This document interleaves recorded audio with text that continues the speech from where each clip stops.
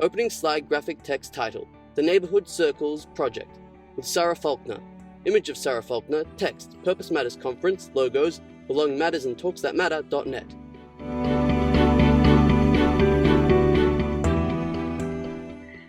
Hello, thank you very much for that lovely introduction. As mentioned, my name is Sarah Faulkner, and I live currently in Adelaide, and I'm presenting here on the land of the Kaurna people. Let's pay my respects to their elders, past, present, and emerging. So I really just like to quickly talk a bit about the project, what we found over 18 months. The project currently is taking a bit of a break. I'm on maternity leave at the moment, so we're hoping to get back at it in the new year. And so this is just really from January 2020 until July 2022. And if you have any questions as well, feel free to ask them as we go. So where the project began, it really started with a group of people who were concerned about the impacts of COVID-19 on people living more vulnerable and isolated lives, particularly people living with mental health issues. But what we also found during COVID-19 was that while some people were increasingly isolated, there was also some real acts of kindness and generosity that were being demonstrated between neighbours. So it kind of raised the profile on the role of neighbours to look out for each other. People were seen giving baked goods or putting rainbows in their windows. And so these small localized acts of support were really emphasized during COVID as well. But then there was also the story of Anne-Marie Smith in April of 2020 that really sent shockwaves through Adelaide as well as the greater Australian community. And it raised the issue around people being isolated in their homes and the impact that could have. And in Anne-Marie's case, she had such a small social network around her that she became quite isolated, and the impacts of that isolation were very detrimental. And one thing that came out as well is that, neighbours were asked, were being interviewed during the news, and a lot of them said, we hadn't seen her in so long, and, we didn't really feel it was our place to go around and check in. And so there was a group of people that got together from different organizations that talked about, what is this idea around the role of neighbors to go around and check in on people, and the role of neighbors in people's lives to help support them and keep them safe, and what might have happened if somebody had gone around and checked in. So this project was funded through the Department of Premier and Cabinet, and it was also matched by the Julia Farr McLeod Benevolent Fund for an 18 months exploring into what's happening in our neighborhoods and how they can safeguard people, particularly people living with vulnerabilities. So I'll show a quick video here now that really talks a bit about the Inclusive Neighbourhoods website, which is being created particularly through Julia Farr Purple Orange, but a little bit around the project itself as well. When COVID restrictions appeared, so did random acts of kindness between people. These acts tap into something deep within us. It is neighbourliness, the mutual fellowship between local people. It is the life force of healthy communities. When people in the local neighbourhood get to know each other, amazing things can happen. People share, people care. Neighbourliness has a huge impact on well-being, including for people at greater risk of isolation and loneliness. Some may be older people, people living with disability, new migrant and refugee arrivals, families under pressure, people struggling to find hope. This initiative is about building neighbourliness through networks where local people group together to support neighbours. Why a group? Because it takes a shared effort to build healthy neighbourhoods. On this website, you'll find information and ideas to help you think about taking group action to support neighbours near you. We hope you will think about starting or joining a local group, because together we can all belong.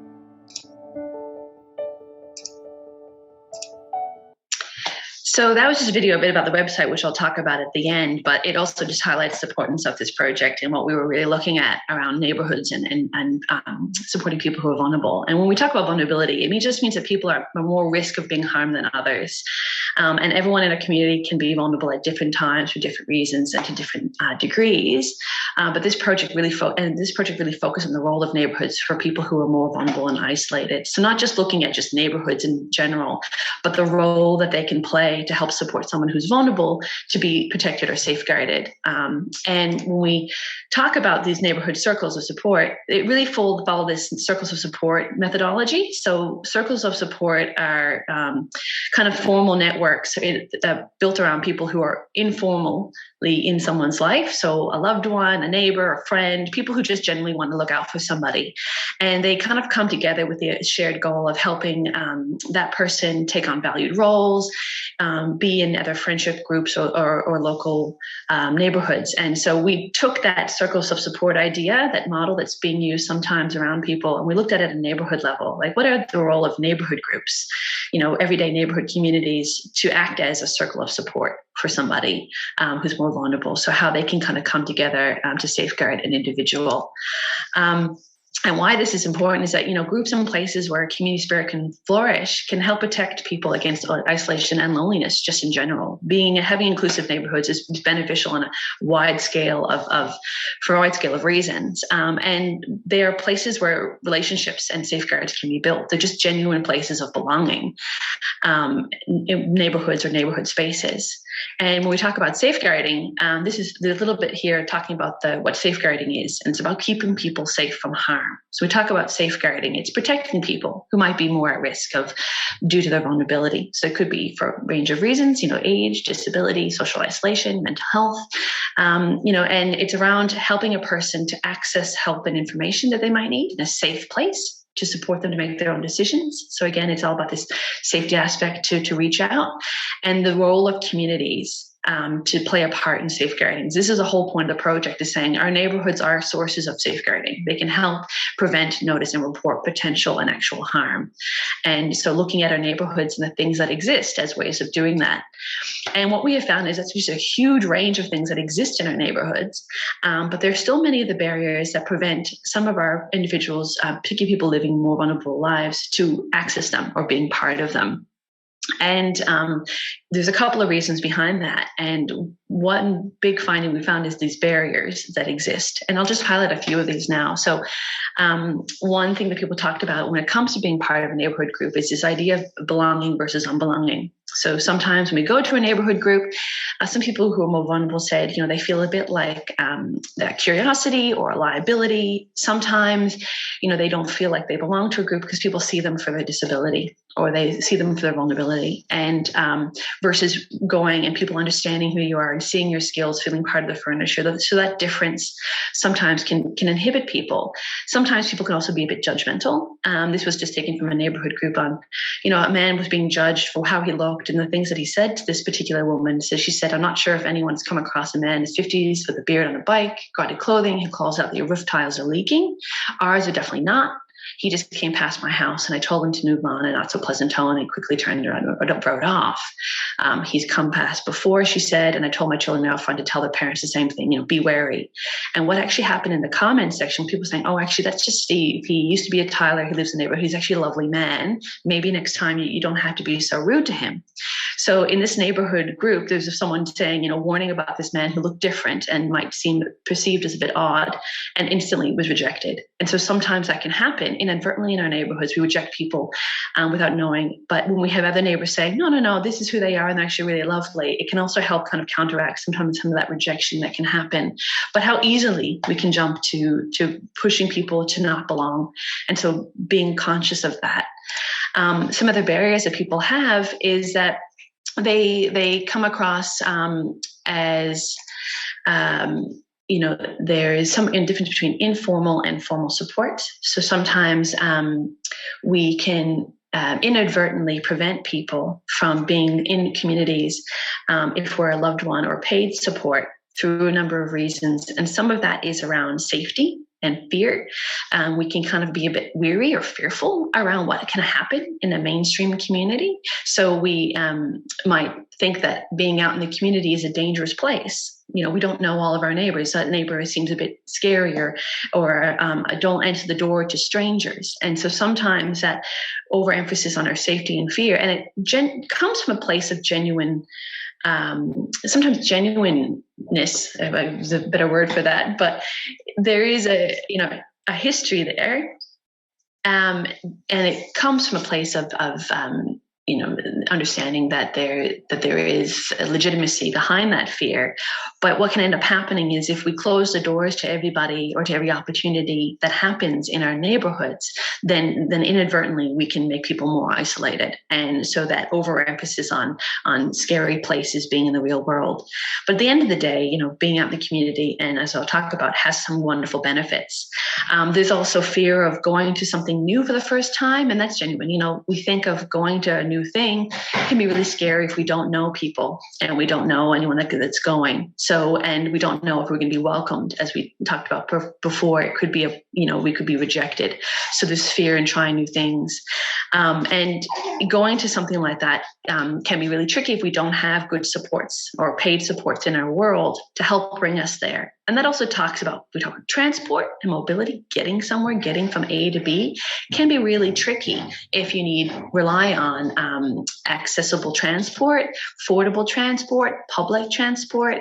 If things happen at night, it might be trickier for people to go to because, again, the fear of traveling at night or being able to see bus stops when you're on the bus, it can be a bit harder. So there's around those things around getting places, getting from A to B, things even being wheelchair accessible, having wheelchair accessible bathrooms. So that's another really big important factor. But also how we find out information, how we find out things are happening in our neighborhoods. So a lot of the time we found that word of mouth is a really big way that people find out about things, or people can feel safe to go to something new if they hear about it from a trusted source, like a friend or a family member or a support worker that they trust. But if you don't have those networks in your life, how do you find out about the great things that are happening in your neighborhood if you don't talk to your neighbors, you don't have a social network around you? Also, people say a lot of things are on the computer. If you're not comfortable using computers, you don't have Facebook or other social platforms, you can be isolated from finding out. And if things are put in your mailbox, sometimes if they're complicated or they're wordy, you might not know that a neighborhood thing is happening. So there's all these different things that are coming through, and I can't kind of talk about all the barriers just now, but it's really something that we hope, I hope to highlight into the future a bit more. But there are real benefits, despite these barriers. There's real benefits to being part of our neighborhoods and being involved in everyday spaces. One thing we talked about was relationship safeguarding. So we found that when people are in their communities, when people are in neighborhoods and they know their neighbors, even if they're not best friends with their neighbors, just on speaking terms, hello terms, knowing the neighbor's name, it's enough to keep people safe. A woman named Annette, who was part of our presentation on a conference we did, talked about neighbors seeing her blinds go up and down and the importance of them having that relationship. They check in if they don't see her coming out of her house in a couple of weeks, and how that makes her feel safer. So it's just people knowing, being out and being present, going to a regular butcher or regular post office, having those relationships in our regular community garden, and being present so that when you're missed when you're not there. And that goes again to this idea around valued roles and contribution. Linda Chevalier had this great quote, which, if we give people activities, we kill time. We give people valued roles, and time takes care of itself. So it's really around how roles in our community can help fill our life with meaning. This is a photo of Brenton, and he's an avid volunteer of the McLarenville Football Club. But by being a volunteer there every week, it's actually grown to do other things. So he goes to a lot of the matches, he goes to a lot of the fundraising events. He's starting to build relationships with people at the club.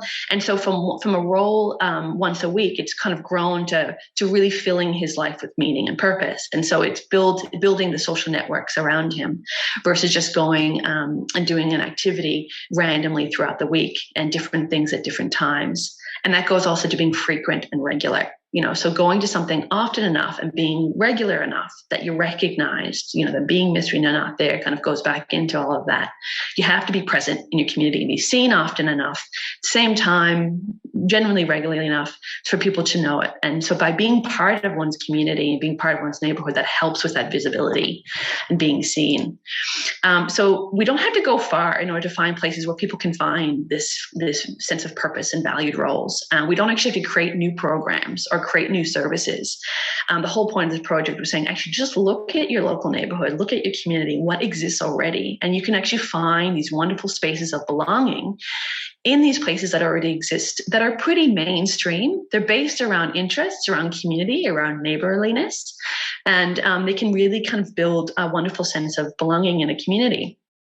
So there's an example I have here called a Joe's Connected Garden, and these are all in a report that I'll share with you as well at the end. But it's literally 6 neighbors in the suburbs of Elizabeth and Adelaide have actually opened their fences and created one giant garden. It's all interconnected, and it's now grown, Joe's Connected Garden, to include also 24 satellite gardens. And so different people are part of the general neighborhood, are part of his community, and they all kind of do working bees, and they have open garden things, but it's literally torn down fences between backyards to create one giant garden. Now, we don't have to do that in our backyards. We don't have to climb neighbors, but it's just an idea of how they've kind of come together as a community to support each other.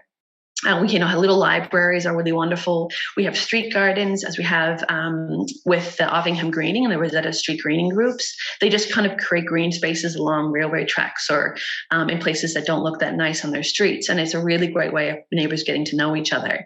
There were community sheds or men's sheds where a lot of people create some wonderful wooden crafts and things together. This is just an example from the Mount Barker men's shed. And then there's also something called Open Garage, a woman started, where she literally opens her carport door and invites neighbors in for morning tea, and they can share things, and they have a coffee cart. And so it's just an excuse for neighbors to get together. And there's also some spaces online that facilitate in-person connection. There's something called the Buy Nothing Project. It's international. It's a Facebook group you can join within your local suburb where people swap and give things that they don't need anymore. It's a way of kind of reducing, reusing, and recycling old things. But it's also a really great way because it facilitates neighbors and people getting to know each other through that exchange. So, sometimes you might need something, or you have something you don't need anymore, and you can give it away to someone, and then you get to meet people who live in your suburb or your neighborhood through that exchange and that gifting. And so, how can we address those barriers that we talked about before about bringing people into communities so we can have all these wonderful things and wonderful experiences of belonging. And there, in the reports that I did, there's both neighborhood approaches as well as other things that we can do from an informal and formal support perspective. So this is to neighbors, people who are in a neighborhood. If you're a neighbor, you're just someone in a community, there's a couple of things that you can do. One is, inclusion is everyone's responsibility. So if you're part of a group, it's not good enough just to have one person who's like an inclusion monitor, who's usually in charge of bringing people in. But everybody should have this mindset around inclusion being everyone's responsibility. A woman named Anna Main from the Pear Neighborhood Node, a little neighborhood cafe, talks about that. All the people that come and are part of this little hub of neighborhood connection. She said everyone that comes to the cafe has this idea that everyone is welcome and belongs. So when somebody comes in, it's not just her welcoming them, it's the regular patrons also being in charge of that mindset and that ethos. The power of little things, little gestures, little acts of kindness being huge. So there's swapping of a neighbor giving a neighbor a plant and someone else giving them a woven basket. So there's that really important exchange of just little gestures and acts of kindness, putting a piece of cake on a neighbor's doorstep, if it's not well, little gifts when at Christmas time, little things like that, putting mint out on your front step or a bowl of lemons if you have too many, those little swaps are really great. Helping people build resilience and social connection. So taking the time for people to get to know one another. And so somebody new comes in, they're not going to feel a sense of belonging right away. That takes time. So giving people the time that they need to feel comfortable and feel safe. And sometimes also that could be by going as a buddy with something new. So joining somebody to something new for at least the first couple of times until they feel more comfortable going.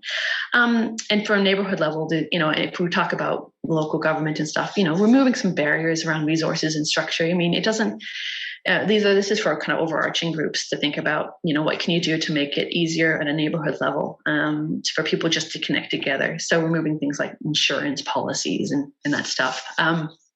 But really the importance is building and strengthening a sense of ownership by people in the community. So so allowing everybody in the group of community to have a role and to feel a sense of contribution.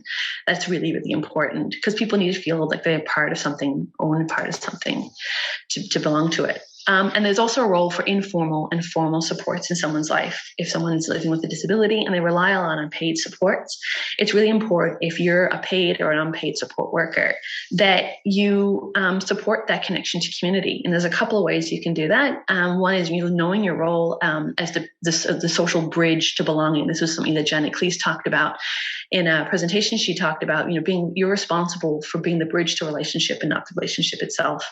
So there's a really important role, you as a support worker, to help people connect, or as a friend or a family or an ally. How can you help support somebody to connect to that community group? And what are the things that you can do to be that bridge? And one thing is you really knowing what that person is, who their skills, gifts, and talents. You're the best person to know what neighborhood group or community group out there might suit that person best. So keeping your eye out on what's existing in the community, and saying, knowing who that person is and what they can share, and sharing a bit about that person as well when they go to something, really talking about that person's skills and their talents and how they can contribute or be part of it, and keeping your eye out for that is a really important part. And being a positive role model when you go. Thinking about the roles that someone could take in their community versus just going to activities. We think about how time is spent, and that goes into rethinking busyness. People say, oh, they're really busy, they have a really full schedule. Well, how is that time being spent as well? And is it busy doing things where they're limited in social connection? Is it a lot of time spent at home, in their lounge room or away from other people? Is it going to the mall and just kind of window shopping? Is it doing things where they lack an opportunity to build social relationships or connection? And if so, how can you change that so that people can actually build relationships with people? We talk about that regular, frequent, and regular, right? How can you go to something enough that people can feel a sense of value, contribution, have relationships, and get to know people? And so when we talk about going to a neighborhood group and community, that's a really great source of building those valued roles, being regular, being frequent on a local level. And again, when you're going out with somebody, we talk about what am I putting in the hearts and minds of others. And that's what Janet Cleese said. How are you talking to that person? How are you interacting with them? And what are you sharing about that person that helps them feel or give their best self to the world?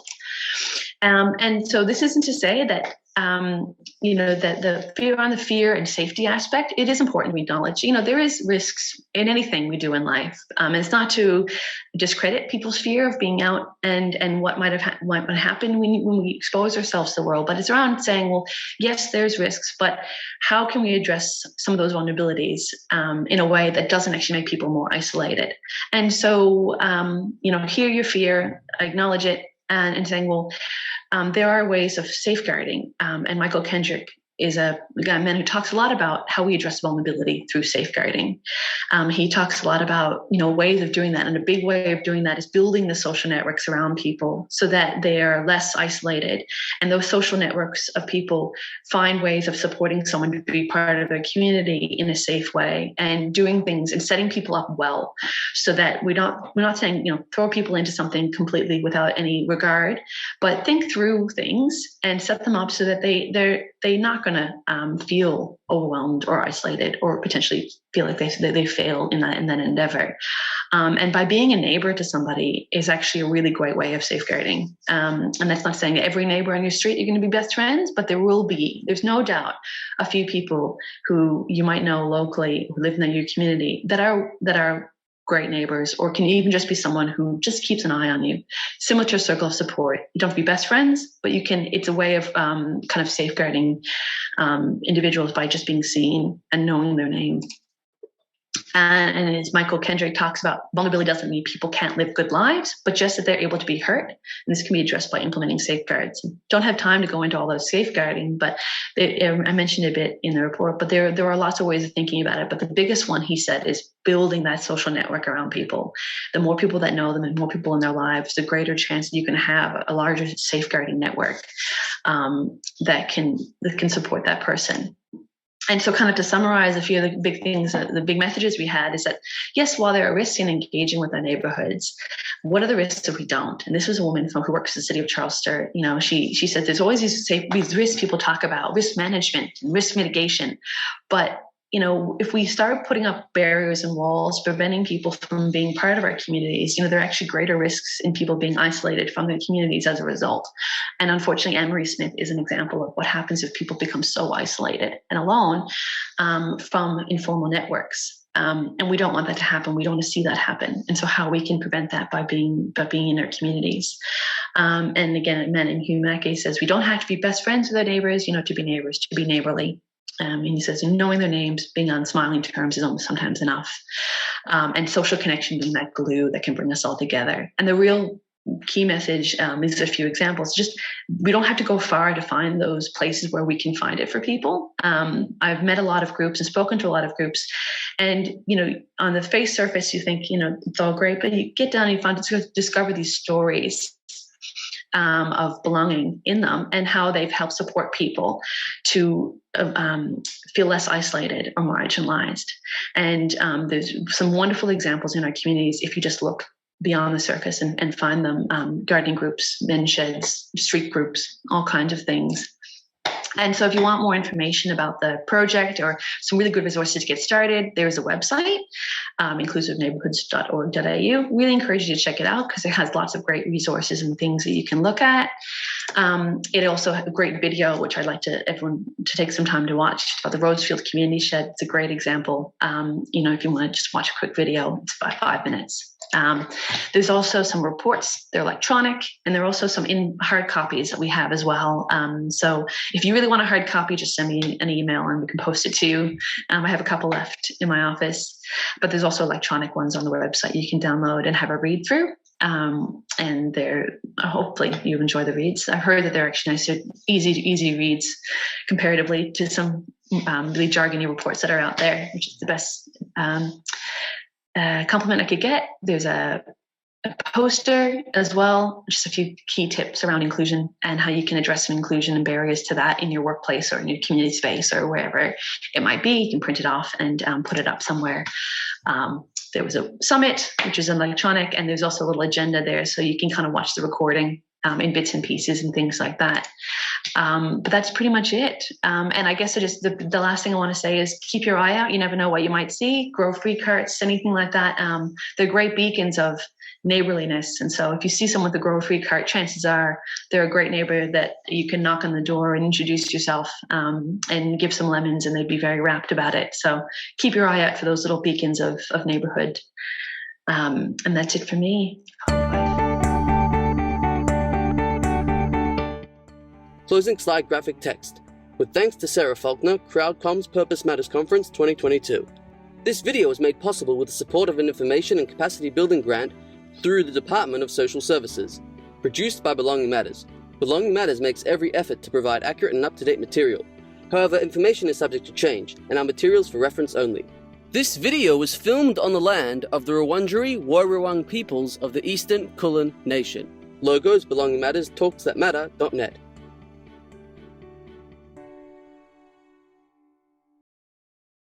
Graphic text. More Purpose Matters conference videos. To watch more videos from the Purpose Matters conference, please head to free videos on the Talks That Matter website, talksthatmatter.net. Logos Belonging Matters, Talks That Matter.